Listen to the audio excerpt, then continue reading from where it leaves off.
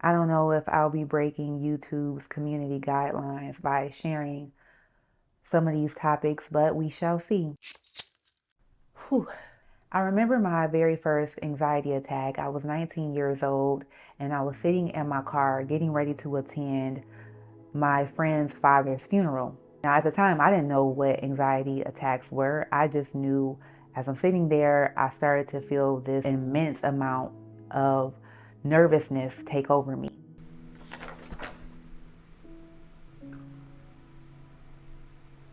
Gray, cloudy thoughts, heavy rainfalls, rapid heartbeat, feet frozen, free to go but restrained by the car seat. Lightning bolts strike deep and my belly aches. Ground stands still, yet my body earth quakes. Salty sweat trickles gently down my back. The essence of an anxiety attack. My hands were sweaty. I felt like worms were crawling around in my stomach, and I started to think of the worst case scenario happening if I go inside this building. I look at the clock. Next thing you know, a whole hour has gone by. By this time, the funeral is over. The worst part about this story, at least for me, is I didn't even have the courage or the decency to offer my friend an explanation as to why I was not there. I did what I tend to do best, which was run. I ran. It didn't make sense to me what happened that day, so I didn't know how to explain it. I said there was no way she would understand why I wasn't there for her. She's not going to understand that I was stuck and I could not move. That was the onset of a mood disorder I didn't realize would change the trajectory of my life. Moving forward, I wasn't able to maintain long-term friendships or relationships because whenever I would have anxiety or panic, I was too ashamed to talk about it with anyone. It was best for me to just be alone. It was best for me to isolate and go through this foreign feeling and emotion by myself. People may choose to keep their mental health a secret for various reasons, and these reasons can be complex and personal. It's essential to foster an environment of understanding, empathy, and open communication to reduce the stigma around mental health. Fast forward, I'm in a relationship and this man asked me to be his wife. Now, I never thought that I would get married because I didn't think that I would be able to stick in anything long enough. Now, when he asked me, I said yes, but the whole engagement was me questioning if he was sure about this decision because I had never met anyone that was so sure about wanting to spend the rest of their life with me. And he was so optimistic and so happy, and I was quite the contrary. And so it didn't make sense to me as to why he would choose me to be his wife. We get married, we move away from family and friends to Florida, and we're there where we don't have any connections. And at that time, this was the first couple months of being married, I thought that I had made the biggest mistake of my life. I'm like, I don't want to do this. I don't know why I said yes. I have to be happy because you're supposed to be happy as a newlywed, and I'm not. My husband started to see that there was a shift in my mood. But we thought it was just cold feet. We thought it was just me being homesick. We thought it was just the changes of life, hormonal changes, just normal, natural things that people or women tend to go through. The weeks and months go on and I'm getting worse. My husband tried to do everything that he could to cheer me up. One particular weekend, he had a lady come over and bring 5 dogs that she had adopted. And he told me to pick a little puppy out. And I'm like, I can't do that. And he was like, no, like just get a puppy. And so we end up getting a puppy, and we kept that dog for a year. But before I knew it, I could not carry on with taking care of an animal because I wasn't taking care of myself. It became a burden to me. I wasn't getting out of bed. I was barely eating. I wasn't taking care of anything. It was always an issue for me to go places. Whenever it was time for me to exit out of the car to go, it took me so long to do normal things. And I just could not understand why. Why do I fear being around people? Why do I fear engaging with others? Everyone has a job. Everyone works. Everyone does normal things. But why is it hard for me to do it? Why do I feel like I can't be happy? It was rough. And that was at the time that social media was like taking off for me. So it ended up working out anyway. Social media was just another distraction because that didn't bring me fulfillment either. I just was now addicted to the dopamine rush. That would be the highlight of my day, getting dressed, taking pictures, doing my hair, smiling for the camera, and then going back to reality. So by this time, I am newlywed. We are struggling with my moods. We're struggling with just this sorrowness, this weight that I felt.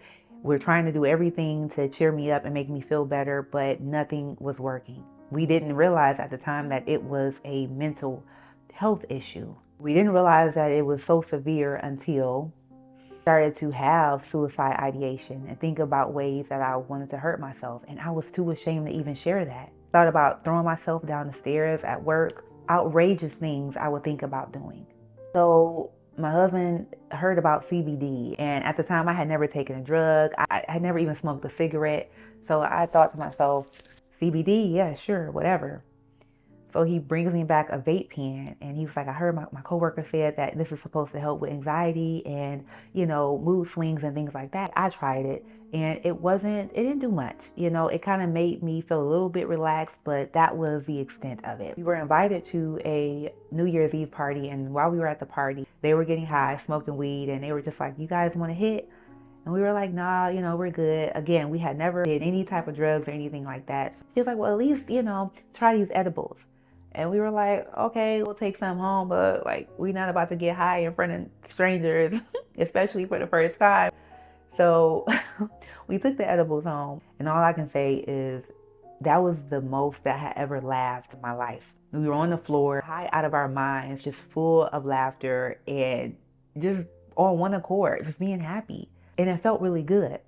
It felt really good until 2 weeks later, my husband applied for a job and ended up failing the drug test. This was a job that he really wanted, and it bummed us both. We both were embarrassed. We were ashamed. We were like, oh my goodness, we cannot do that again. What are the chances? The one time you failed a drug test, like what the heck?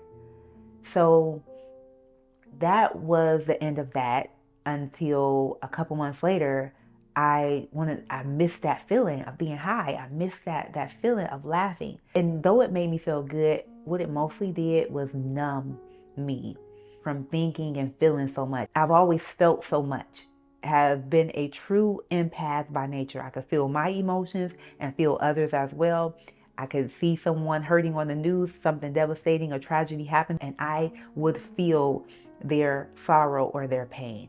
So whenever I would get high or take anything, it numbed me from feeling. I started taking the edibles that we had saved from the New Year's Eve party, and I was sneaking doing that, right? Because we said we were going to leave it alone. Until one day my husband was like, what happened to all those edibles? And I'm like, yeah, about that. That was the only way I was able to feel normal. So if I wasn't dealing with severe insomnia where I wasn't sleeping at all, I was sleeping for 12, 13 hours a night. Taking the edibles was the only way to just do functional things.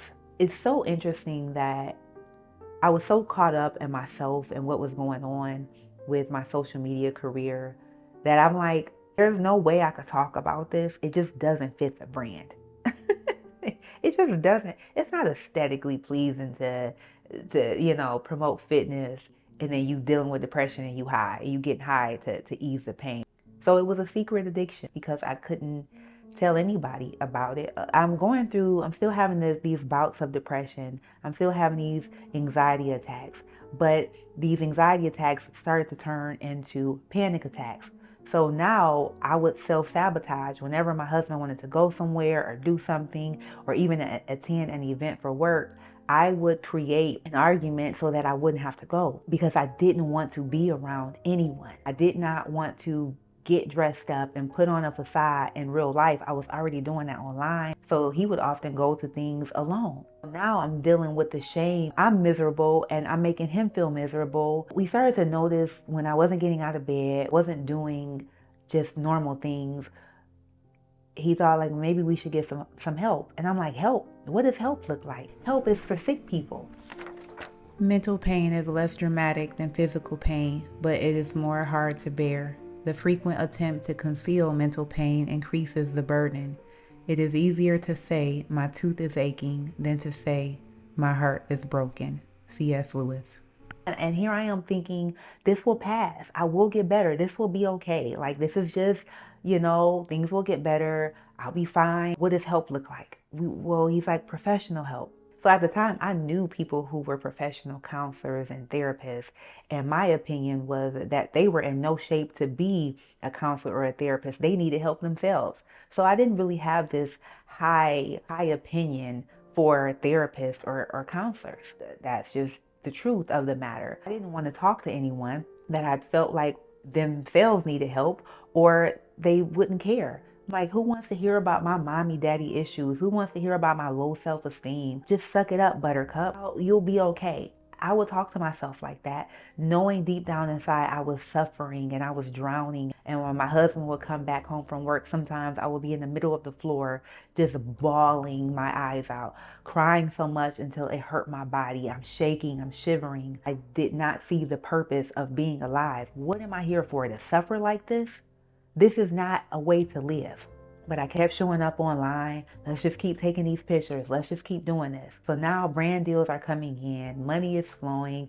I'm able to do a lot of the things that I thought that I would never be able to do. I have this sickness that I won't even admit to having.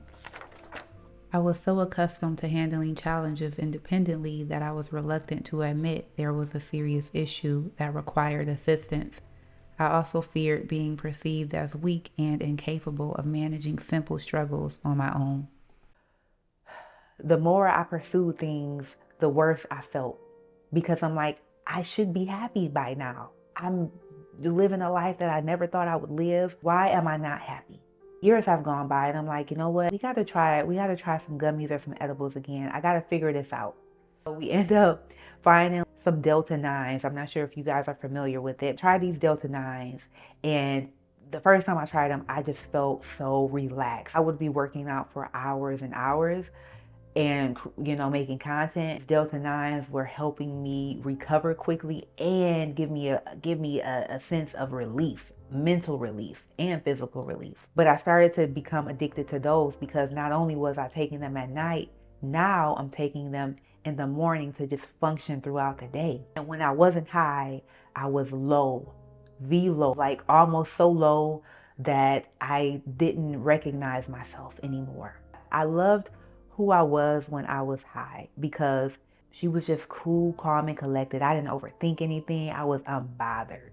But again, the more I chased everything else, the worse I felt at my normal, natural baseline state. The suicide ideations started to turn into possible attempts. This is miserable. I cannot keep doing this. It was a full-on battle going on in my mind. It was good and evil present, but more so evil. The evil was like, yeah, take yourself out. Nobody is going to care anyway. Everybody is focused on their own things. You won't be missed. You don't matter. Like, just go. And I started to tell my husband that by this time, I'm having thoughts that aren't normal. I'm thinking of death all the time. I'm in the car driving, expecting an accident to happen.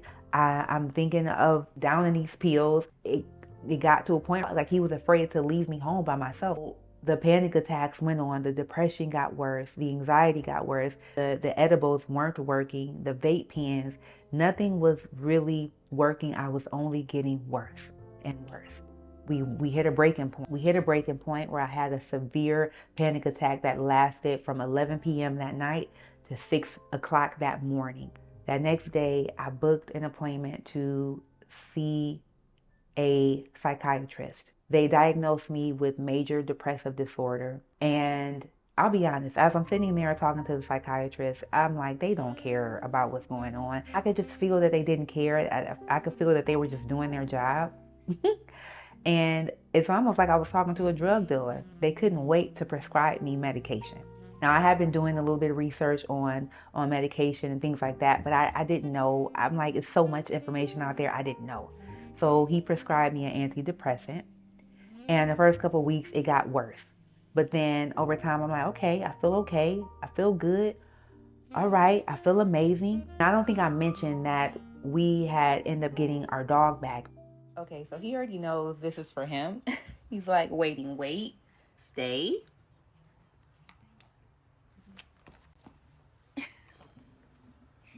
Because the lady who we gave him to could no longer keep him. So we're like, okay, we'll drive back to Florida, we'll get him. Bradley had never seen me happy. He had never really felt a high energy from me.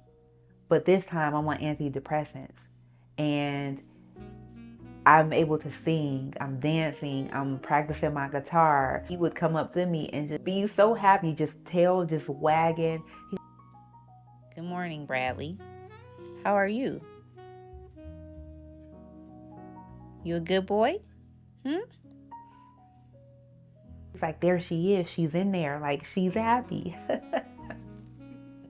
And it was beautiful until I realized I did not want to be on antidepressants anymore.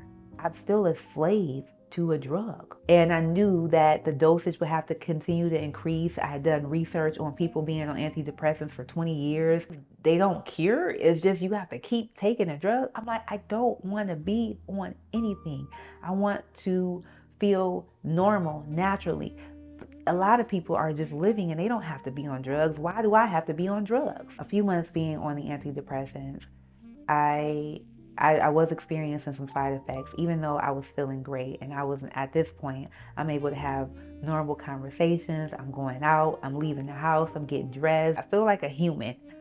I feel like I'm able to do normal things that other people are doing. I don't feel this weight of life on me. I don't feel this worthlessness or this pain of existing. But I had side effects. I'm like, I don't know if I could continue this on and to be on it for forever. I just don't know about that. I'm trying to seek everything externally to fill a void that can only be filled with one thing. I started to pray. I started to cry out, like, this cannot be my life. I'm like, Most High, do you care that I'm suffering? You created me. I didn't ask to be here. I was born into dysfunction. Now I am living dysfunctionally. This is not living. If you heal me from this pain and this trauma, if you heal me from this mental disease, I will give my life to you. And I didn't even know what that meant. I didn't know, give my life. What does that mean? It sounded good, right? But I was so broken down to the point where I wanted to end it all. One day, I hop on the freeway and I'm going 80, 90 miles per hour, getting ready to crash into a wall, but my foot would not allow me to accelerate. And so I just end up pulling over and I'm screaming at the top of my lungs, help me, over and over and over again. So much so where I can't breathe, my stomach is hurting. Whatever I did, I'm sorry. I'm just really tired of suffering. And I hear, just go home. Just go home. And I didn't want to go home, but I went home. And I told my husband, I'm quitting social media. I had a year contract that was coming to an end. I'm like, once I'm done with these last couple campaigns or this last few posts, I'm done. I'm not doing it. I'm not doing anything else. He was like, okay. All right, me too. I'll quit it all. I quit everything that I was a part of. He quit everything that he was a part of. We took our attention off of everything and everybody else and put it on my health. Because it was either going to be everything and everybody else, or I was going to be gone. No goodbye letters were going to be written. No thank you for this or I'm sorry for this. It was going to be a sudden and abrupt decision. In the past 2 years, I've been on this healing journey. And I wrote a quote that says, the breakdown is often the tipping point before the breakthrough. And it's so true. It took me breaking all the way down. I was running from everything and everybody else when in actuality, it was myself. But there was no escaping myself. I had to take on trauma, pain, abandonment, rejection, abuse. I had to deal with it. Healing is a perpetual journey, one step forward and sometimes backwards. No matter how small, contributes to the ongoing process of renewal and self-discovery. I don't know who this video or this message is for. I'm just being obedient and I'm being led to share this. And that's another thing I want to mention. That when you start this journey, no one will understand the decisions that you make, and they're not supposed to, because if you're being called, no one else will get that message but you. And so I've had to make, my husband, we both had to make decisions that no one else would understand. No one did understand. But it took a major sacrifice to get to where we are now. It's not linear, it's bumpy. But I tell you right now, I will take this 10 times over than what I had before. So there is no amount of money, no amount of vacations, no amount of sex or relationships or anything out there that's external or material that will fill the void. If you are suffering, if you are in pain, if you need help, there has to be a sacrifice that takes place. You cannot keep running from yourself or your past. People won't understand the decisions that you make that are best for you. They won't be okay with not pleasing people. You have to be okay with saying no. You have to be okay with letting it go. So I will end it here. I thank you all so much for listening. If this only touches one person, I'm satisfied. I will see you all in the next one. Peace.